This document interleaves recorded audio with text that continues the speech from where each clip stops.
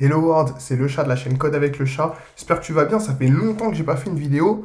Et aujourd'hui, en fait, je vais te proposer une nouvelle vidéo où on va voir un smooth scroll. Donc, comment installer un smooth scroll sur son site internet. Le smooth scroll, c'est ça, en fait, c'est le scroll smooth, en fait, doux. Smooth, on va voir c'est quoi la traduction, en fait, exacte de smooth. Donc, c'est parti. Traduction. Non, pas français-espagnol, on veut français, anglais. Du coup, c'est l'inverse. Smooth. Et smooth, c'est lisse. Ok, d'accord. Donc le scroll lisse. Ok, pas mal. Et du coup, nous, on va voir comment l'installer. Mais plus que voir comment l'installer, on va voir comment installer une librairie open source sur notre site internet, comment lire la documentation, comment décrypter les différentes étapes à avoir quand on veut utiliser une librairie open source sur notre site internet. Donc j'espère que tu es prêt, j'espère que tu es chaud, parce que là, vraiment, on va lire, on va regarder, on va scruter. Je vais essayer de faire ça rapidement. Alors déjà, la librairie, c'est celle-ci. Donc là, en fait, c'est un site de présentation qui nous montre tout ce qu'on peut faire avec la librairie. Donc là, on voit qu'on peut faire énormément de choses, décaler au scroll chacune des lettres, et énormément de choses. Et là, il nous dit check on GitHub. En fait, GitHub, c'est un outil de versionning qui permet de gérer et de stocker des projets sur la plateforme. Là, le projet il est ce qu'on appelle open source. Open source, c'est-à-dire il est ouvert à tout le monde, ouvert à toutes les sources. Et on peut du coup le connecter à notre site internet, l'utiliser, faire que notre site internet est en smooth scroll. Alors, qui crée ça? Donc là, c'est Locomotive qui a créé cette librairie. Donc c'est une agence web française, si je dis pas de bêtises. Donc là, j'ai pas trop de connexion apparemment. Voilà, donc c'est cette agence-là qui est réputée. Elle a beaucoup de récompenses, d'awards et tout. Et du coup, le scroll qu'on voit là sur leur site, c'est ça le smooth scroll. Donc pour voir par exemple c'est quoi un site qui n'a pas de smooth scroll, là il n'y a pas de smooth scroll. C'est-à-dire que là quand je scroll c'est normal en fait, c'est un scroll normal. Et là quand je scroll, on voit que c'est lisse comme ils disent, c'est smooth en fait. Et du coup cette agence-là, elle a créé en interne une librairie, enfin une fonction, une méthode en fait qui permet de gérer le smooth scroll sur un site internet. Et elle a décidé de le mettre en open source, de la mettre à jour, et c'est devenu une librairie qui est très utilisée dans les sites où on veut faire du smooth scroll, parce que c'est quelque chose de très compliqué de faire le smooth scroll. En tout cas, de le faire bien, maintenable et vraiment sur toutes les situations. Et du coup, sur GitHub, ils présentent leur projet et comment on l'installe, comment on l'utilise, les différentes façons de l'utiliser, de l'installer. Ils expliquent pas à pas les différentes options. On peut faire vraiment des trucs compliqués. Donc vraiment tout ce qu'on voit sur ce site-là, c'est fait avec leur librairie. C'est-à-dire quand tu scrolls, il y a vraiment tout ça qui va à droite, à gauche, tout en même temps. Tout est fait avec leur librairie. Et ils expliquent sur cette page comment on utilise leur librairie, leur solution pour faire le smooth scroll. Donc nous, ce qu'on va faire, c'est qu'on va faire un petit site. Donc on va faire, je pense, une section avec une image, un titre et un texte, quelque chose de vraiment bateau. Et ce qu'on va faire, c'est qu'on va le dupliquer pour avoir en fait un squelette de site et pour avoir vraiment comment on utilise le smooth scroll.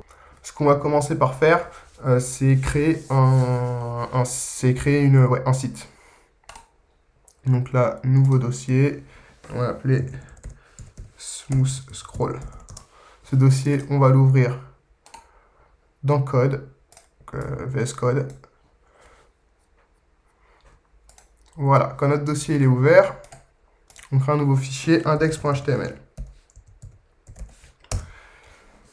Et je ne sais pas pourquoi, à chaque fois quand je crée un fichier dans VS Code, il ne veut pas me sortir GoLive, l'extension GoLive qui permet de créer un serveur. Donc je vais rouvrir dans VS Code.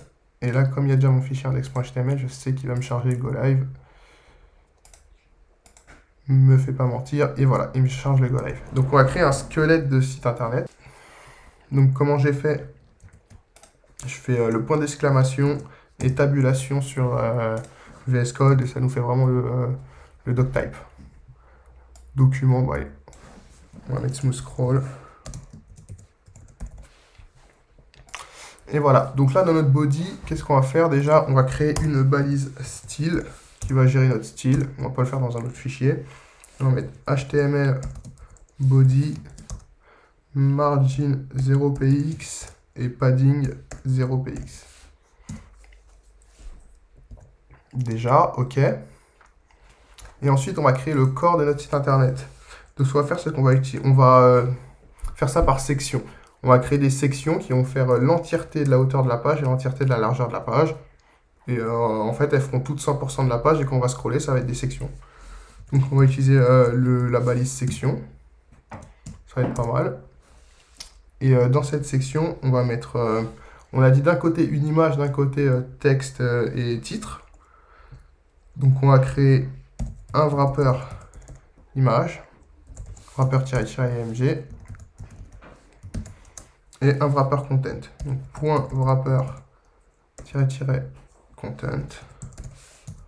Dans le wrapper content, on va dire un h2 avec marqué title et un p avec du lorem ipsum. Donc, on met lorem tab et ça nous fait du lorem ipsum. Là, quand on voit que la ligne, elle n'est pas cassée, c'est-à-dire que c'est trop long, ce qu'on peut faire, c'est Option Z ou Alt Z. Option Z quand on est sur Mac, Alt Z quand on est sur Windows. Et en fait, ça casse les lignes sans créer une nouvelle ligne. C'est-à-dire que tout ça, c'est la ligne 21. Mais elle est cassée, c'est pour qu'on ait toute la lisibilité de notre ligne. Et dans le wrapper image, on va mettre une image, .source. Ok, donc j'ai trouvé une image sur Google, je la mettrai en description. C'est une image de planète. Voilà, donc là, on a déjà le corps, donc une section avec d'un côté un wrapper image et d'un côté un wrapper content avec le title et le texte. Donc ce qu'on va faire, c'est qu'on va directement styliser, c'est pas quelque chose de compliqué. Donc nos sections, on va dire qu'elle a une hauteur de 100 VH et une width de 100%. Jusque là, c'est bon.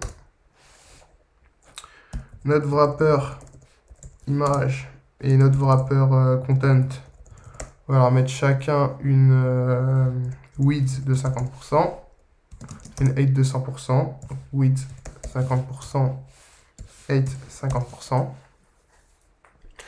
Tag, donc point wrapper-image, point wrapper-content, ok. Ensuite, l'image, donc point wrapper image. On va lui mettre une width de 100%, comme ça on va prendre 100% de son parent, donc elle ne va pas déborder de notre wrapper image, et une height auto. Et je dirais même qu'on va mettre une width de 60%, ça va être plus beau. On va pas tout prendre, ça va faire un peu espacé. Donc là, notre image, on l'a mis, tac, tac, tac. Ce qu'il faut faire aussi, c'est mettre un display flex sur notre section, parce que là, notre contenu va être à la verticale. Ce qu'on veut, c'est que notre contenu soit à l'horizontale. Donc, on va mettre un display flex sur nos sections. Et dans notre wrapper content, donc point wrapper content, on va aussi mettre un display flex pour gérer la position du contenu selon le display flex. On va mettre un flex direction column, donc en direction de la colonne. Donc on va le remettre en direction verticale, mais il sera quand même en display flex et on pourra le gérer grâce aux propriétés flex. Donc on va dire align item center et justify content center. Ça va permettre un peu de centrer. Et avec tout ça, si je fais go live, donc ça c'est une extension qui me permet de créer un serveur qui en fait recharge les modifications instantanément. Donc c'est une extension VS Code, on clique là et on cherche, c'est laquelle, Live Server, voilà, Live Server. Et après quand on est sur des fichiers avec l'indexation HTML, il peut nous lancer un serveur. Donc là, j'ai vu qu'il y avait un problème. C'est quoi? C'est que...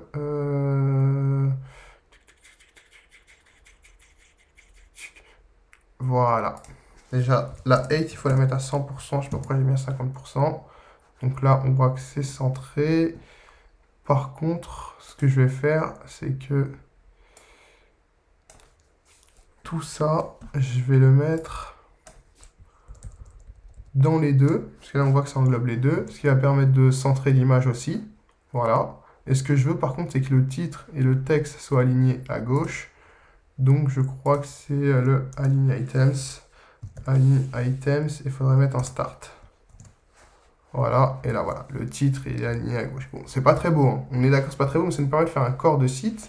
En fait, ce corps de site, il nous permet de faire quoi? C'est je prends ma section, je la referme, je sélectionne tout, et avec option shift, flèche du bas, hop là, je duplique 3-4 fois, on va dire 4 fois, et là en fait j'ai 4 sections de 100 VH, et ça nous fait en fait un corps de site qui va nous permettre d'expérimenter le locomotive scroll, parce qu'il nous faut du contenu en fait pour expérimenter ça. Et on a fait un contenu minime, donc c'est pas beau, c'est pas fait pour être beau, c'est fait pour être UX, donc User Experience, enfin non, ouais, c'est User Experience. En fait, on peut utiliser notre truc, c'est utile. Voilà. Donc on continue, et du coup on arrive sur la documentation de Locomotive Scroll. Et là on va voir comment on peut utiliser Locomotive Scroll. Comment, quand on trouve une librairie, on peut lire la documentation et utiliser cette librairie. Donc là il nous dit installation npm install Locomotive Scroll. Donc npm install Locomotive Scroll, c'est une commande qui via npm, qui est un gestionnaire de package de notre module, donc de librairie qu'on peut accrocher à notre site internet. Mais en fait, il gère tous les packages, lui-même il gère l'installation de la librairie sur notre site internet. Et avec cette commande, on peut directement installer via npm. Mais la vidéo ne porte pas sur npm, donc tout ce qu'on va voir, c'est comment essayer de récupérer sans utiliser npm, si on veut directement le brancher à notre site qui est là. Donc on va continuer à lire, donc on va sauter l'installation et on va voir quand même ce qu'il dit. Il dit donc c'est simple à utiliser, on met des attributs data scroll sur nos éléments HTML, sur nos balises, et en ajoutant le fichier CSS, puis en important locomotive scroll from locomotive scroll, c'est-à-dire dans le JavaScript on importe locomotive scroll depuis locomotive scroll, donc ça c'est quelque chose qui sert quand on a installé npm sur notre site internet, sur notre application web. Et après, const locomotive scroll et ça fonctionne directement. Et là, il dit or without, ça veut dire ou sinon, on peut utiliser le balisage script locomotive scroll min.js et directement une fonction. Donc nous, c'est ce qu'on va utiliser. Donc on va quand même continuer à lire avant d'utiliser. Et là, il dit get JS file. Donc, on continue à lire et il dit on peut faire du scroll ou du parallaxe. Et là, on voit que dans ce qu'il montre, il y a un corps de div HTML et il y a plusieurs attributs. Donc, il y a data scroll container, donc dans la div parente. Donc, c'est l'attribut qui va devoir servir d'indication pour c'est l'attribut qui va servir d'indication pour le script, pour savoir qu'en fait, c'est dans ce container-là que tu vas appliquer le scroll. On voit qu'après, il y a les data scroll section. Donc, ça doit être une façon de sectionner nos éléments pour aider le scroll à fonctionner. Et on a des data scroll. Donc, data scroll, ça va être pour les éléments en eux-mêmes. Donc là, il dit import. Et là, dans sa classe locomotive scroll, donc la classe locomotive scroll, c'est une classe qui est accessible via le script qu'ils ont créé. On peut lui donner un paramètre L, donc élément qui est le data scroll container, donc c'est pour cibler le container dans lequel on va utiliser le smooth scroll, et smooth true. C'est-à-dire qu'on peut on peut lui passer un élément, un paramètre smooth qu'on met à true, et donc ça veut dire qu'on va activer le smooth scroll. Et là on a une note, scroll section are optional but recommended to improve performance particularly long page. Donc le scroll section il est optionnel, donc il parle du data scroll section je suppose, mais il est recommandé pour une meilleure performance et surtout particulièrement sur les grandes pages. Donc là il parle de advanced, donc advanced c'est les fonctions avancées. Il dit make it do what you want, donc crée ce dont tu as besoin. Donc là c'est un peu comme une devise, ça donne envie de tester quoi. Il dit with method. Donc là, section IDJS target. Et donc là, on voit que dans son JavaScript, il réimporte locomotive scroll. Donc là, c'est l'import pour l'utiliser. une constante scroll new locomotive scroll. Donc en fait, new locomotive scroll, new, c'est le mot-clé qui permet d'instancier une classe. Donc là, quand il crée la constante scroll new locomotive scroll, c'est comme s'il déclenchait une fonction qui crée directement l'instance, qui crée la classe locomotive scroll. Donc là, il crée une nouvelle fonction qui va être target, donc qui est un élément de son corps HTML, donc avec l'ID JS target, donc qui est l'ID qu'on voit là. Donc là, on voit qu'il fait référence à cette section. Et il dit scroll.scroll to target. Ok, donc grâce à dans sa classe locomotive scroll, qu'il a mis dans une constante, dans une const scroll, dans une variable scroll, il fait appel à la méthode target, à la méthode scroll to. Donc scroll to target. Scroll to, pas besoin de la lire. Scroll to, c'est-à-dire scroll vers cet élément. Donc c'est sûrement une méthode qui permet de scroller directement sur une élément, une section, un élément de la page. Et donc on voit qu'on peut le faire aussi via des événements. Donc là, il faudrait lire et tout. Et donc après, derrière, on a les instances d'options, donc toutes les options en fait, tous les paramètres qu'on va passer à locomotive scroll. Donc à cet endroit-là, tous ces paramètres-là. Donc là, on voit qu'il crée il instancie sa classe avec new locomotive scroll. Donc là, les parenthèses, elles sont fermées. Mais après, il ouvre un objet dedans. Donc l'objet, c'est les accolades. Et il place plusieurs paramètres. Et en fait, tous ces paramètres, ils sont là, ils sont référencés. De quel type ils sont. Par défaut, si on les précise pas, qu'est-ce que c'est, qu'est-ce qui est désigné par défaut. Et la description de chacun des comportements ou des cibles de ces paramètres. Donc là, on peut voir énormément de trucs. Donc, par exemple, smooth, qui par défaut est en false, et qu'il faut passer en true, comme sur l'exemple d'au-dessus. Donc là, sur l'exemple d'au-dessus, il met smooth 2.true. Et donc, quand il passe le smooth en 2.true, la description du paramètre smooth, c'est smooth scrolling. Donc, smooth scrolling true. C'est-à-dire qu'en fait, il dit à l'instance de classe de locomotive scroll, mets-moi le scroll en true. Et comme le scroll, il est déjà géré parce que la classe a été instanciée juste avant dans la constante scroll, donc la const scroll new locomotive scroll, le script gère de lui-même.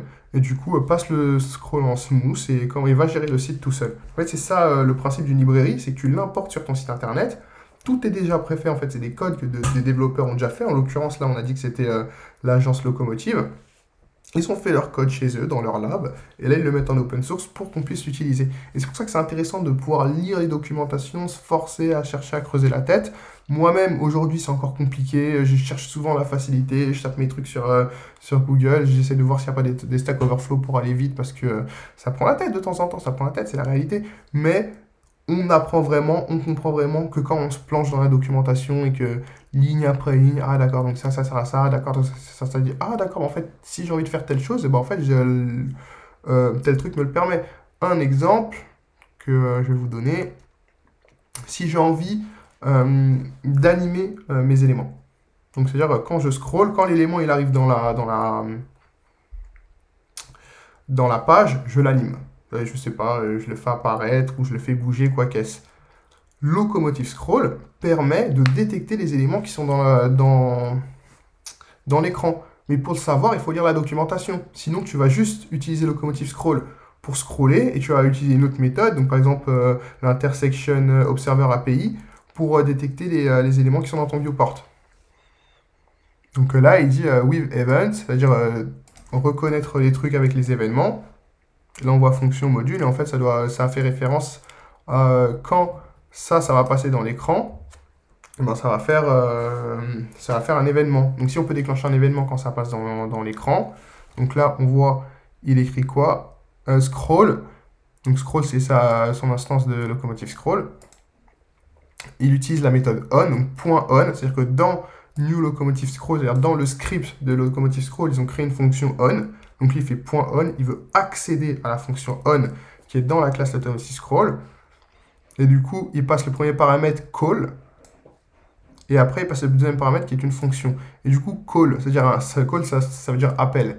Mais ce que ça veut dire à mon avis, donc bon, je sais que ça veut dire ça, mais quand je le lis, si je le savais pas, ce que ça veut dire à mon avis, c'est que quand tu scrolls, donc dans le scroll.on, ils ont appelé leur méthode on, c'est-à-dire que quand tu scrolls, c'est on scroll, quand le scroll il est on, quand il y a un call, quand il y a un appel, donc c'est-à-dire quand l'élément va passer, c'est-à-dire que quand on peut lier quelque chose, quand l'élément il rentre dans l'écran, tu me fais ça en fait. Donc là, using Moji.js, jQuery Events, or do it your own way. Et encore en dessous, donc en dessous on a déjà les options qu'on a vues tout à l'heure. Et après il y a les éléments attributs, donc tous les attributs qu'on va mettre sur nos balises HTML qui vont pouvoir gérer plusieurs trucs différents. Par exemple, on voit qu'on a l'attribut data scroll speed. Donc, data scroll speed, donc, tout est dans le nom de l'attribut, data scroll speed. Donc quand il y a speed avec data scroll devant, c'est pour gérer la vitesse, on doit le savoir. Mais dans cette grille, on voit vraiment que la valeur du data scroll speed, c'est un number, c'est-à-dire qu'on doit passer un nombre dans l'attribut. Et la description, c'est élément parallaxe speed, donc la vitesse d'élément parallaxe. Et la valeur négative inverse la direction. Donc, si je mets 2, ça va aller 2 fois plus vite. Et si je mets moins 2, ça va aller 2 fois plus vite, mais à l'inverse. C'est-à-dire que quand je vais scroller, ça va redescendre. Et il y a plusieurs attributs, donc le data scroll direction, qui peut gérer la direction, et énormément de choses. Mais pour savoir tout ça, il faut vraiment lire les documentations. Et c'est pour ça que je voulais faire cette petite lecture de documentation avec toi. Donc bon, on va pas vraiment s'attarder dessus, parce qu'on va pas faire une super longue vidéo, il faut que ce soit aussi digeste à voir, mais on a pu voir qu'en lisant les documentations, on peut voir des trucs. Donc là, on va repartir sur la documentation et voir comment on va l'installer du coup sur notre site. Donc déjà, à la base, dans l'installation, nous on m'a dit qu'on voulait pas l'installer avec NPM, mais comme on a lu, en dessous, ils disent or without, et là ils te mettent un fichier JS. Donc c'est-à-dire que tu copies ça, dans notre site, on copie ça. Donc notre site il est là, le script on va le mettre juste en dessous du body. Donc on va faire script, et on va mettre un commentaire pour bien pouvoir différencier où c'est. Voilà, et là on code on colle vraiment le code de la documentation. Là j'ai fait que coller le code de la documentation.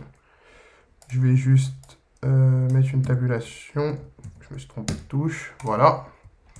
Et voilà. Donc là, par contre, nous, on n'a pas ce fichier qui va être locomotivescroll.min.js. Mais là, ils disent get the JS file. C'est-à-dire, get, c'est prends. Prends le fichier JS et le fichier JS. Donc là, il te renvoie sur un autre lien. Et donc, on voit que c'est ça le code. Donc, pour aller plus vite, on va aller dans modifier. Et on va juste faire commande A, commande C.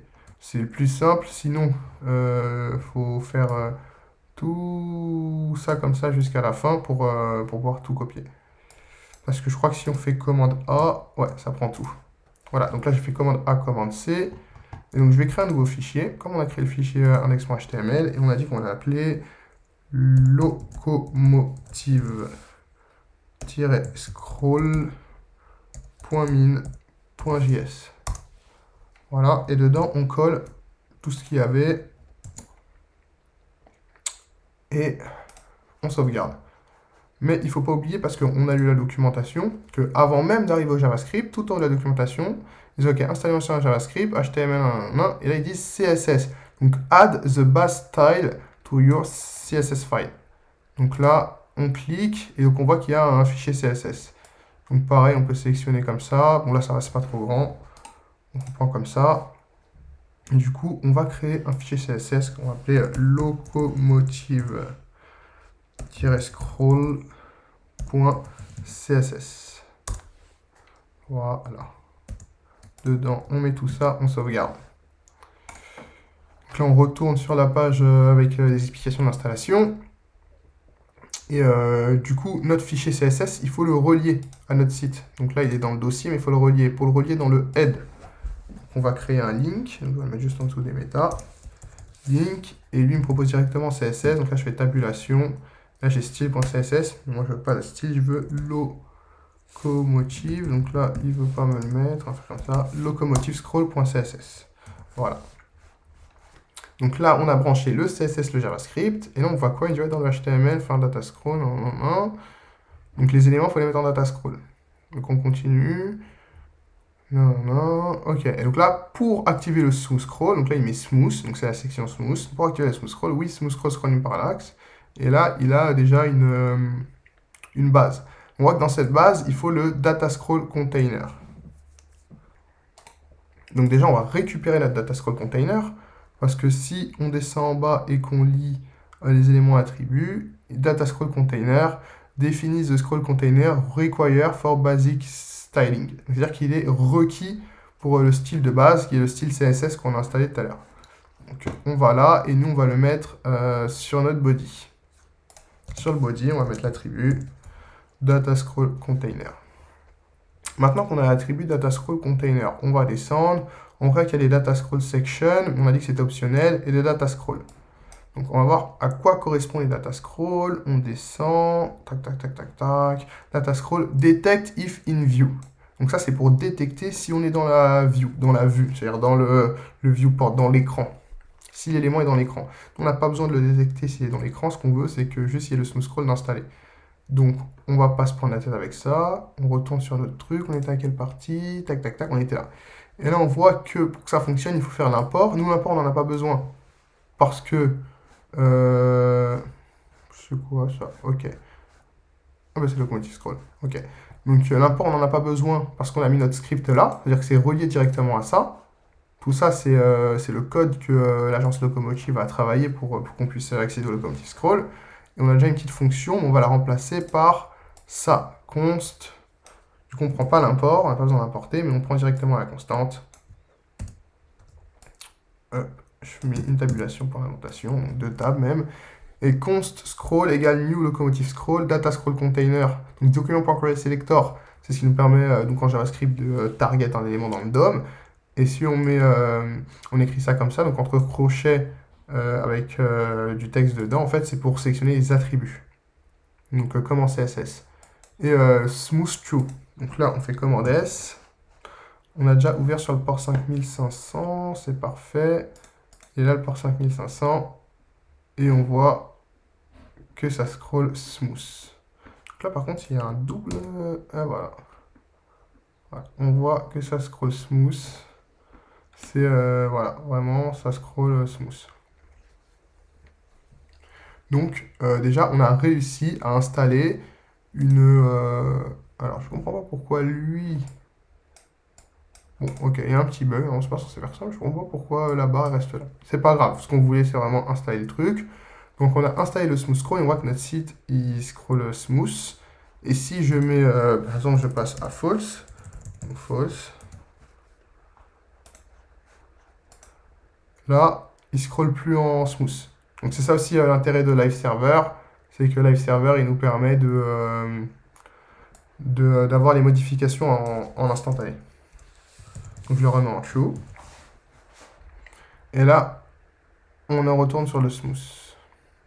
Mais plus que installer cette librairie, ce qu'on va voir, c'est comment aller un peu dans les trucs un peu avancés. Par exemple, tout à l'heure, on a vu qu'on pouvait gérer la vitesse des éléments. Donc pour gérer la vitesse des éléments, on va là, on descend, on descend, on descend, on descend. Element attribute. Et on voit data scroll speed. Donc element parallax speed, a negative value dans la direction. Donc on va prendre data scroll speed. Tac, tac, tac. Et le data scroll speed, on va le mettre sur le P par exemple, le premier P. Hop, data scroll speed. Et il lui faut à cet attribut plus que l'attribut, il faut aussi une valeur à l'attribut. Et on a vu que c'était un number, donc un nombre. Donc data scroll speed, il attend une valeur de type number.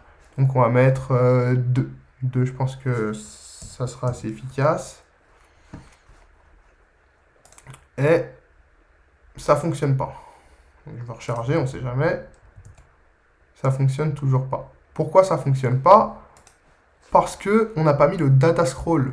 On voit que là, quand il utilise des trucs, il a le data scroll. On voit qu'il y a un data scroll speed dans cet exemple-là, par exemple. Et on voit qu'il a besoin d'un data scroll aussi. Donc le data scroll, il sert vraiment à ce que la classe puisse détecter, donc l'instance de locomotive scroll puisse détecter que l'élément est dans le viewport. Et donc là, on copie data scroll et data scroll speed. Et on va le mettre en vitesse 2. Et maintenant, on voit que quand on scroll, il y a un effet de parallaxe sur notre premier paragraphe. Je sais pas si tu vois bien. Ouais, non, tu vois, hein, c'est pas... Voilà. Donc là, déjà, on a pu faire ça. Ce qui serait bien, c'est quoi? C'est que... je vais faire ça. Je vais faire commande X et mettre un P. Comme ça, on retourne sur le P. Ce que je vais faire, c'est que toutes les balises P comme ça, commande F, je vais les transformer en balise P avec le data scroll container. Voilà. Donc là, pour faire ça, il faut faire commande F. Commande F, et donc ça me permet de tout changer. Ok, donc là par contre, il y a un problème. Ok, j'ai mal géré mon truc. Donc là, je sélectionne, je fais commande F, j'ai tout ce que j'ai sélectionné. Et moi, ce que je veux, c'est ça. Donc là, voilà, moi ce que je veux, c'est ça, parce qu'il y avait un P en trop. Je sélectionne ce que je veux. Et en fait, je vais remplacer tout ce qui ressemble à l'ancienne sélection par là. Et en faisant ça. Ça remplace tout. Et donc là, on voit que tous les P ont été remplacés. Donc on retourne sur le site et là on voit voilà, tous les P sont en vitesse 2. Donc déjà on a réussi à utiliser notre truc. Moi ce que j'aimerais c'est qu'on voit encore plus loin et qu'on change la direction aussi. La direction des éléments parce que j'ai vu qu'on pouvait le faire avec l'attribut scroll direction. Tac tac tac tac tac tac tac. Les attributs c'est où? C'est là. Scroll direction. Scroll direction. Voilà. Data scroll direction. Copier. Et on sait que maintenant, pour utiliser un attribut, il faut utiliser le data scroll avec. Donc, il faut mettre l'attribut qu'on veut pour spécifier l'attribut data scroll. Donc, ce que je voudrais, moi, c'est les titres. Les titres, donc ce que je vais faire, c'est que je vais sélectionner tout le H2 et faire commande F. Et là, en dessous, je vais réécrire ce que je veux comme balise H2. Donc là, je fais H2. Je mets data-scroll. Je colle mon data-scroll direction.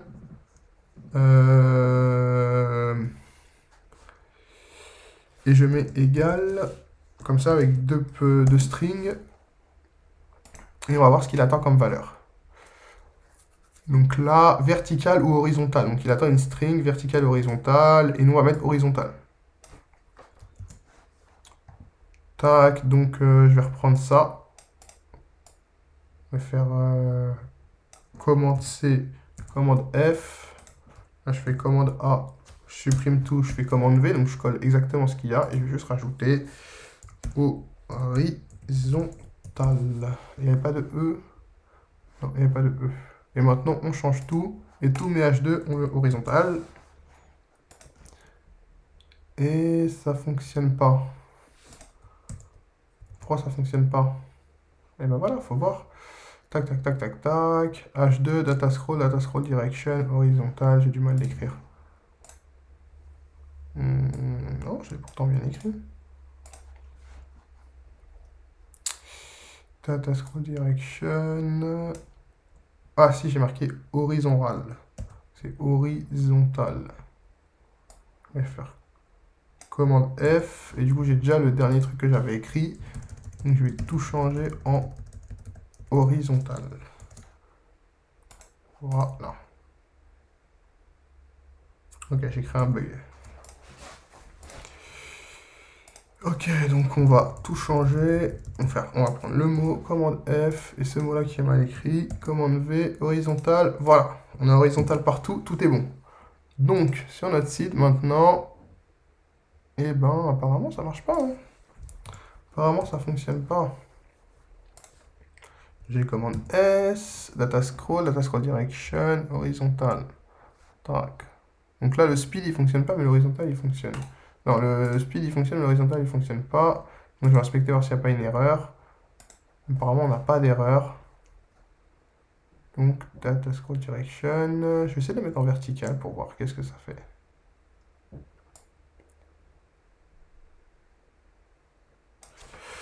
Vertical. Là, je fais commande R. Et apparemment, vertical, c'est pareil. Donc là, on va chercher la solution. Est-ce que c'est pas le data scroll direction que j'ai mal mis? Donc là, je vais faire déjà data scroll, je vais le copier. Commande C. Bim, commande V. Ok, ça c'est bon. Maintenant, data scroll direction. Data scroll direction, commande C. Bim, commande V. Ok, donc là j'ai data scroll direction.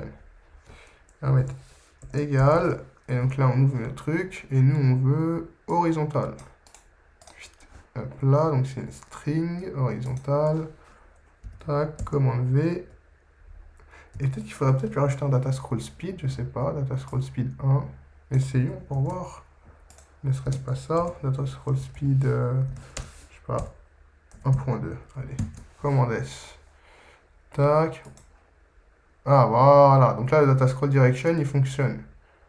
Est-ce que c'est parce qu'on a rajouté un data scroll speed? C'est ça aussi qu'il faut regarder. Faut chercher en fait, ça c'est bien, c'est le live. Là je fais commande X, commande S.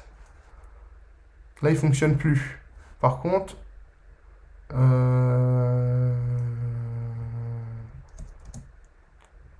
tac, si je change tout ça, je fais commande F.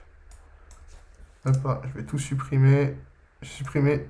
Ah non, j'ai jamais dû faire ça. Tous mes H2, je vais les remplacer par des... Donc on a dit H2. Data-scroll. Donc ça c'est pour le détecter. On a dit data-scroll direction égale horizontal. Donc H-O-R-I-Z. Z-O-N-T-A-L. Voilà. Et on dit data-scroll-speed égale, on m'a dit, on va mettre 1. Voilà. Et donc là, on a quand même pris toute la ligne. Donc là, on ferme comme ça, et on ouvre un autre truc, on ferme avec la balise fermante. Et maintenant, si on remplace, boum, on a remplacé toutes nos lignes. Donc là, vraiment, si tu comprends pas ce que j'ai fait, c'est que je sélectionne mon truc, je fais...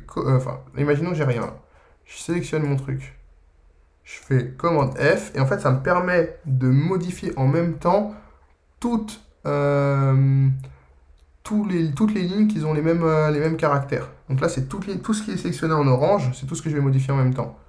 Et après, quand j'ouvre le truc, donc là, je l'ouvre, ça me donne une nouvelle ligne, et en fait, c'est la nouvelle ligne, c'est ce que ça va être. Et là, si je clique sur le premier truc, ça me remplace que celui que j'ai sélectionné, et si je clique sur les autres, ça remplace tous. Voilà, et donc c'est pour que je puisse remplacer tous mes H2 en même temps. Et donc là, je fais ça, et ça ne fonctionne plus. Tac, H2, H2, H2. Ah, puisqu'on n'a pas mis de contenu dans nos H2. J'ai refait des H2, mais je n'ai pas mis de contenu. Donc je fais commande F. Donc là, ce que je veux, c'est que je vais récupérer la même chose. Donc je fais commande A, commande C. Donc là, je remplace. Et dans ce que je veux remplacer, je remets title pour qu'on ait un contenu. Là, je fais replace all. Et voilà. On a title partout. Commande S, je referme ça. Et voilà. Et là, nos titles, ils ont une direction différente. Donc, on pourrait s'amuser à mettre des images, enfin, à changer la direction des images, changer énormément de choses. Là, je voulais faire une vidéo un peu plus grosse, un peu plus complète, parce que ça faisait longtemps que je n'ai pas sorti de vidéo. J'espère que ça te fait plaisir, surtout de comprendre comment on peut chercher une librairie, la connecter, lire bien, comprendre, parce que moi, avant, je lisais librairie. Même la première fois que j'ai lu cette librairie, j'ai un peu du mal à comprendre. Et j'ai lu, je suis parti trop vite, et voilà. Alors qu'en fait, il faut lire étape par étape, étape par étape. Moi, j'ai pas envie d'utiliser NPM, ils me donnent une option. Si eux-mêmes ne donnent pas d'option, si tu ne veux pas utiliser NPM, bah, tu fouilles. Tu vas dans, je sais pas, source. Voilà, bah, l'automotivescroll.js. Hop, c'est pas celui-là, c'est pas le bon. Donc là, on va dans script. C'est pas bon. On va dans dist alors. Dist, voilà, locomotivescroll.js, locomotivescroll.min.js, c'est ce qu'on a pris nous. Donc le min, c'est qu'une seule ligne, c'est-à-dire tout le code est contenu sur une seule ligne, il est minifié. Mais si on voulait par exemple prendre tout le code, voilà, on clique là et on a tout qui n'est pas minifié. Mais bon, c'est mieux de prendre le minifié. Et donc c'est-à-dire qu'on peut fouiller, on peut chercher même sur des librairies, si on ne trouve pas la solution, il faut fouiller. Tout le code est là, c'est-à-dire tout le locomotive scroll, c'est ça en fait. C'est tout ça qui est là. Et voilà. Donc j'espère que ça t'a plu en fait de suivre ce tuto, de faire voilà, cette petite page animée, de comprendre surtout comment on peut implémenter des projets open source sur notre site internet, parce que c'est ça qui est important, c'est qu'il y a beaucoup de choses qui sont déjà faites et que ça sert à rien de le refaire. Je le dis parce que moi-même, récemment, on m'a demandé au taf de faire un smooth scroll et je me suis cassé la tête à le faire. Et sur du long terme, je voyais que c'était pas maintenable. J'ai cherché, j'ai trouvé cette librairie. En fait, ça sert à rien de refaire un truc qui a déjà été bien fait, surtout qui est mis à jour, parce que on voit que c'est, je crois, la version. Non, ça c'est la version NPM. Release 4.0.3, 17 novembre 2020. Donc, quand même, on voit qu'ils sont à la 4.3. Donc, ça a été mis à jour. Il y a beaucoup d'issues. Les issues, c'est les plaintes en fait. En gros, c'est j'ai un problème. Donc, j'ouvre un ticket, une issue. Et je dis mon problème. Et il y a beaucoup d'issues. Il y a beaucoup de trucs. Donc en fait, le truc, il est utilisé, il est mis à jour. C'est une valeur sûre. On peut l'utiliser. Donc ça sert à rien de recréer quelque chose qui est déjà créé. Si tu as apprécié de tout ce que je viens de te dire, si tu as apprécié tout ce que je viens de te dire, mets un pouce, vraiment mets un pouce, parce que ça motive de une. L'algo de YouTube, ça le fait ramener du monde. Donc il y a plus de gens qui regardent, on a grandi la communauté. On aide plus de monde aussi, parce que ça, c'est pour aider les gens à la base. Hein. Enfin, à la base, c'est pour aider les gens, c'est pas à la base, c'est pour aider les gens maintenant. C'est pour partager. Abonne-toi si ça te plaît, abonne-toi si tu kiffes, si t'aimes bien, abonne-toi. Et on se revoit pour la prochaine vidéo. C'était le chat de la chaîne Code avec le chat.